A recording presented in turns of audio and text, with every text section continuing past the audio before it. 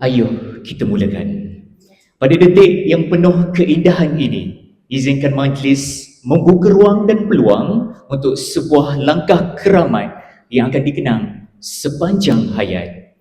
Sinar mentari pagi bermula, getaran rasa bagaikan bercinta.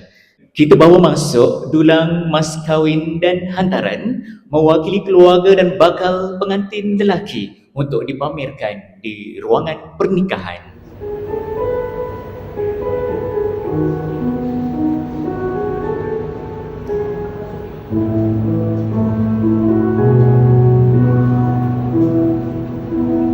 Kemuning putih mewangi, setaman terhidu naikkan seri. Seterusnya kita bawa masuk pula dulang hantaran mewakili keluarga dan bakal pengantin perempuan sebagai tanda balasan dan penghargaan untuk dipamerkan juga di ruangan pernikahan.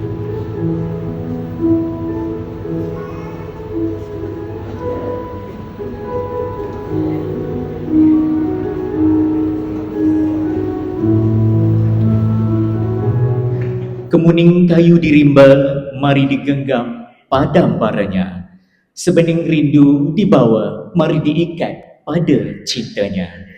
Langkah masuknya diiringi oleh mak tersayang, Puan Norayu. Langsung kita mempersilakan bakal pengantin lelaki yang diberi nama Muhammad Fikri bin Rahim ke meja nikah.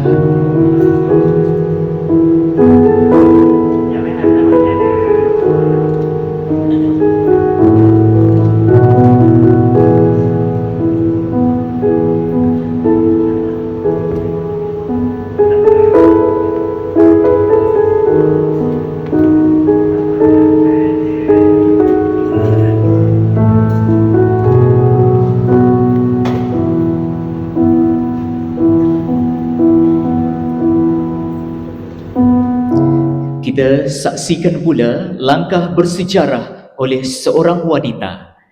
Serindik atas permatang, merbah pun berkicauan.